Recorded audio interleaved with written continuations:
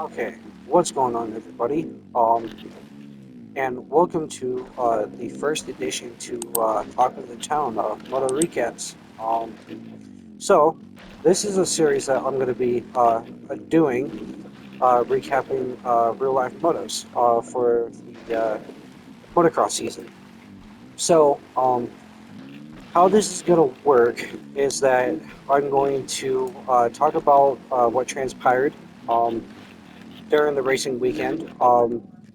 Firstly, talking about the 250 class and then talking about the 450s. Just as in this introduction, I'm going to be talking about the 250s, 450s, and whatnot. To start off, we're going to talk about the 250 class. These are motor predictions for the upcoming outdoor season. Firstly, we're going to talk about some rider favorites coming into the outdoor season. For my picks for this season, it's going to be Tom Vial, Hayden Deegan, and Levi Kitchen. So those are my top three picks that I'm going to be picking for the outdoor season. Given that Tom Vial just won a Supercross season, and given that Tom Vial recently just came over from Europe from the MXGPs, he is very well known in that class, the MX2 250s. Um, and so he is. We all know that he's very good at outdoors. So he's going to be a top pick.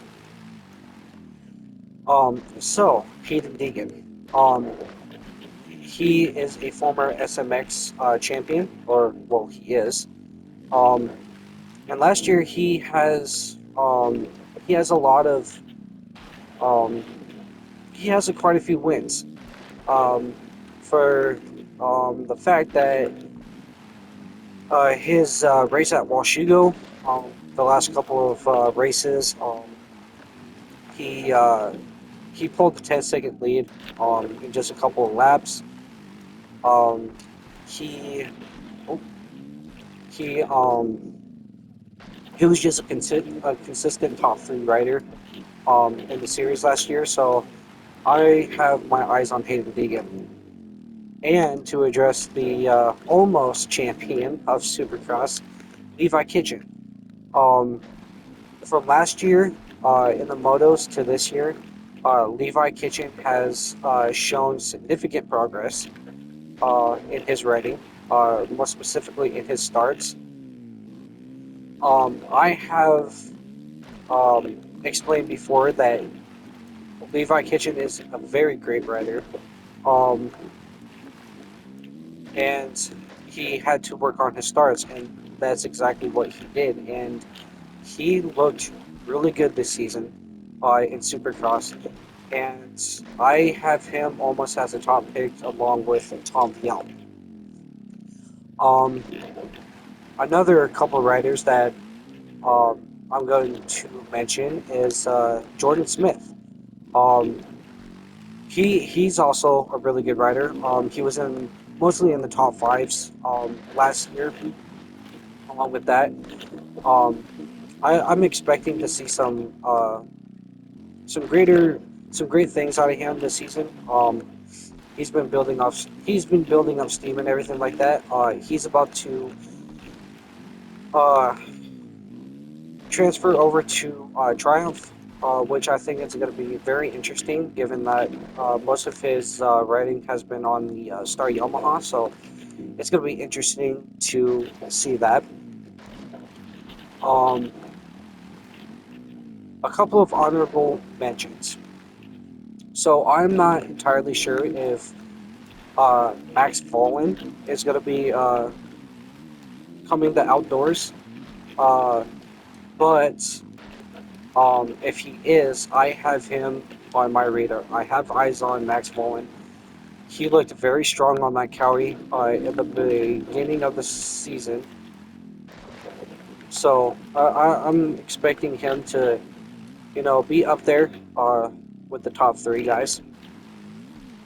Uh, Joe Shimoda. So Smoking Joe, he's seen better days.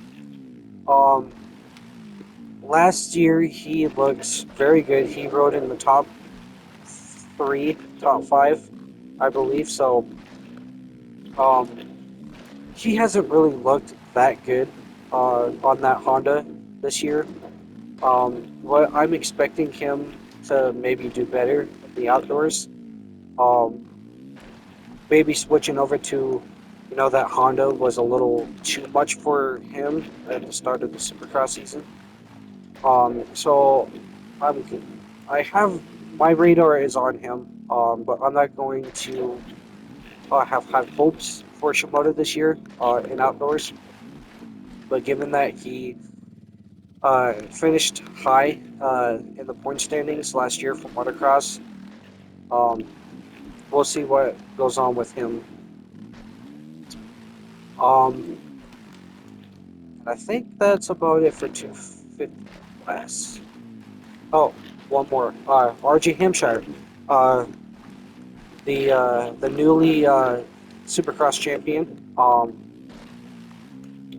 So I actually wanted to talk about RJ Hampshire a little bit. Um, Given that he's been on the 250 class for quite a year. Um, Given that he recently just won the title and everything like that, I've been hearing around that the team wants him to defend his championship next year.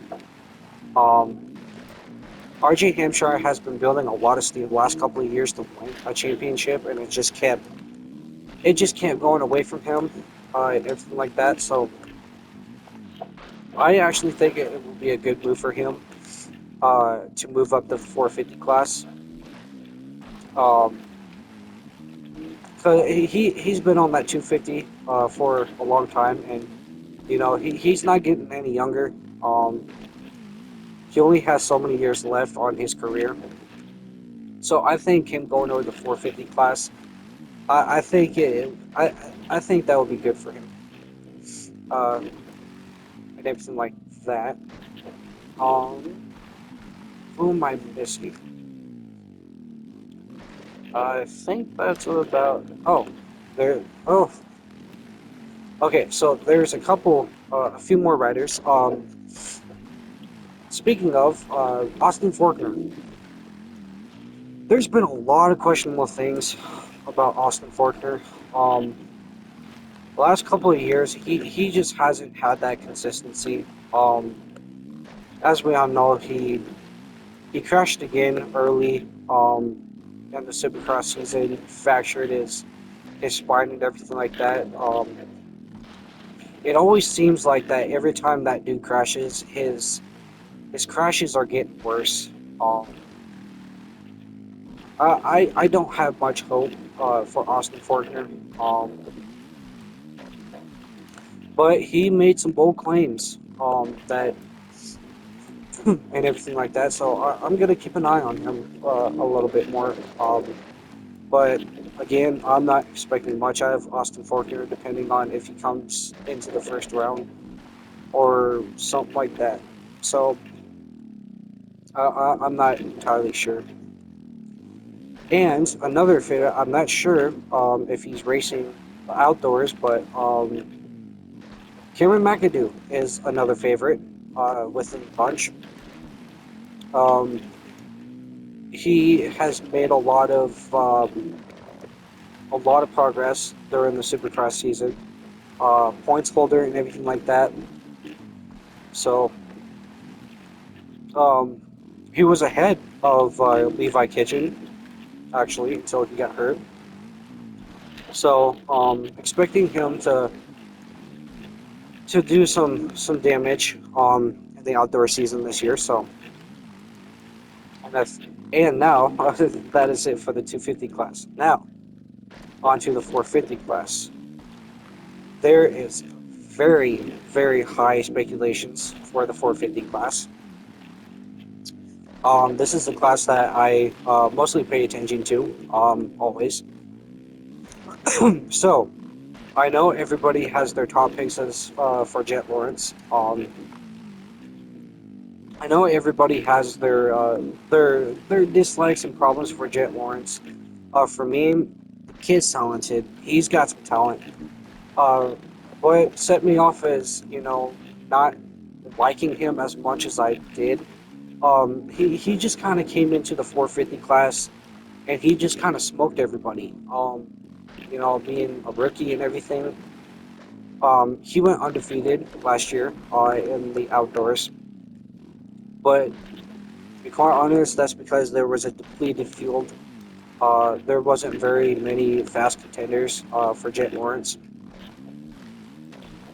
Um, so I'm not expecting him to run another undefeated season.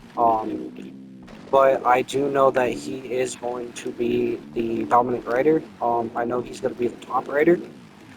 So, but Jet Lawrence is not my top pick. Um, so Chase Sexton, new team on that new KTM. I got uh,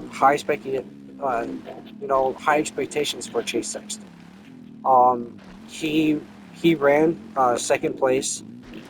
He always ran 1 to 2 seconds just behind Jet. Um, Chase Sexton is, if not better or faster than Jet. No doubt about it that Chase Sexton is as good as Jet Lawrence. He just doesn't have that technique Jet has, um, which couldn't get him any of the wins. But Chase Sexton is also a top favorite. So I'm expecting him also to do some bigger things on that KTM this year. After that second place finish last year, um, you know he's got to be out for blood this year. I know for a fact that he's not going to let Jet do the same thing that he did last year. So uh, I'm I have high hopes for Chase this year.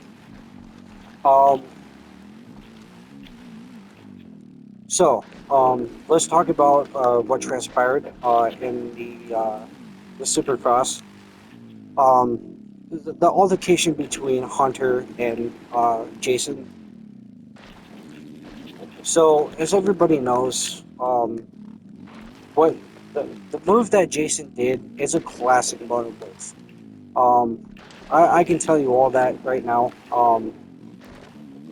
It was a clean-ish uh, block pass, and Hunter just happened to, flip off from, his foot being caught from uh, Jason's tire.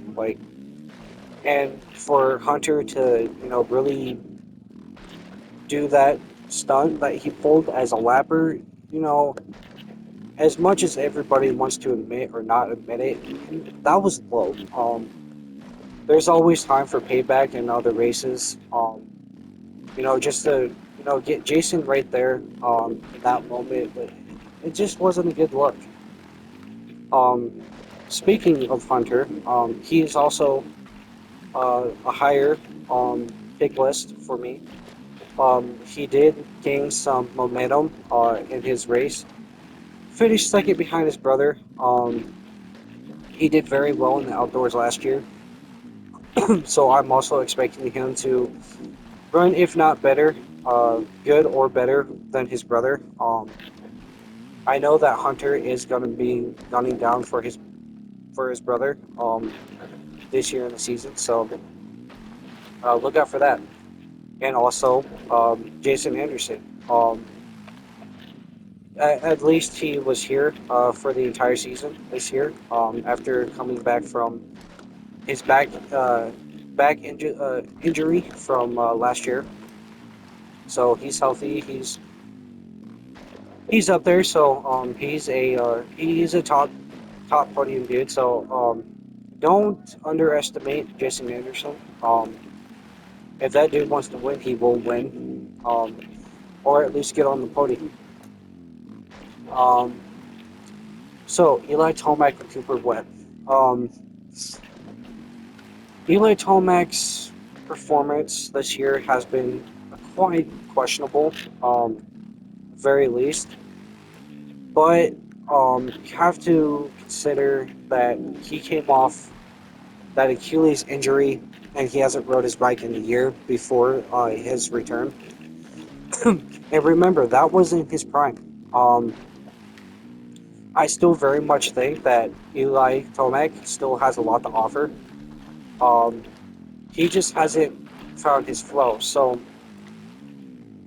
um, I've heard that he is leaving Star Yamaha and moving on to a different team. The only thing that has my speculations on that is that he's either going to Honda or um, Kawasaki, back to Kawasaki probably. Um, but if anything, I think Eli Tomac is going to Honda. Probably HRC or Phoenix. Um, but I think he's going to Honda. Um, we'll just have to see about that. Um, also, Cooper Webb. Um, we all know that he had to get some surgery and he has to miss some rounds for the outdoors. Um, he did something to his thumb. He had to get surgery on it and everything, but he's going to be back after a few rounds. So I don't really have any high expectations for Cooper Webb in the outdoors this year, specifically because of that matter. He's going to miss a few rounds. He's already going to be down in the count for this year. Um, some some honorable mentions. Ty Masterful. As we all know, that dude ran a consistent top 10, top 5 last year. Um, Ty Masterful is he he made some progress. He was running up there, um, but on some few, since the it's going to be stacked. Um, I'm not entirely sure if he's going to pull the same thing that he did last year, but Ty Masterpool is on my radar for that. Um, let's see who else. um, I gotta think. I gotta think. Oh, Aaron Plessinger. Um, I'm expecting him. I don't see him being a top 3 contender, but I do see him being a top 10 contender this year. But he is a former uh, outdoor champion. Um, he ran pretty good last year. He ran pretty quick, pretty fast. So I expect him to be some good things. Dylan Ferrandis. There's also been some questionable things for Dylan Ferrandis this year. Um, he kind of I think back in the third or fourth round of Supercross he got injured or something was going on with his team or something like that. But Dylan Ferrandis kind of disappeared most of the year for Supercross and just kind of came out of the blue a few rounds ago in Supercross. Um, but he is also a former outdoor champion. He ran really good last year in the outdoors. I'm also expecting him to, you know, I'm also expecting him to run at least the top 5 this year. I don't see him running a top 3, but I do see him running a top 5. Uh, Malcolm Stewart, Buki. The last couple of years, he's been a consistent top 4, top 5 kind of dude. Um, he didn't race last year because of that knee injury that he got. Um, he's been a decent outdoor guy, but I don't see him doing much damage. I also do see him um, in the top 10. So not much to see from. I don't think I'm good. We're gonna see much from Luki this year. Um, a special um, honorable mention. Um, I've been hearing rumors that Blake Baggett and Trey Kennard are making a return. So Blake Baggett, as we all know, he kind of disappeared the last few years. I guess he's been going through some lawsuits and everything like that, and heard that he's been testing out some bikes. Um, in that matter, kind of just like disappeared the last 5 years, the way James Stewart did. Just kind of stopped racing and disappeared for the last 5 years. Um, so we'll see what transpires with that. And Trey Kennard, if you guys didn't know who Trey Kennard is, he I don't think he was ever any type of champion supercross or motocross, but he is a fun dude to watch. As we all know, a couple of years ago, Dungy made a return for a few rounds, um, and he raced like 5 rounds. So if you guys all know, Trey Kennard recently made a YouTube channel the last few months. Um, and he uploaded a video called 5 Weeks Until Outdoors, which tells me that I think he's been kind of training and preparing to come back to um, uh, outdoors and everything like that. So coming back around to 250 class, maybe some news if I can make this to that kind of segment. But another honorable mention that I forgot to mention for the 250 class as a contender, look out for Dax Bennick. He's been doing really good. He got a third place finish, everything like that, but not very much of a title threat, but a dude to keep an eye on. Julian Beaumer. Julian Beaumer is he's ran a consistent top 5, a top 10. Not very much of a huge threat, but um, I'm kind of expecting him to come out swinging and maybe kind of pose a threat, but not over the likes of Viali, Hayden Deegan, Jordan Smith, um, everyone like that.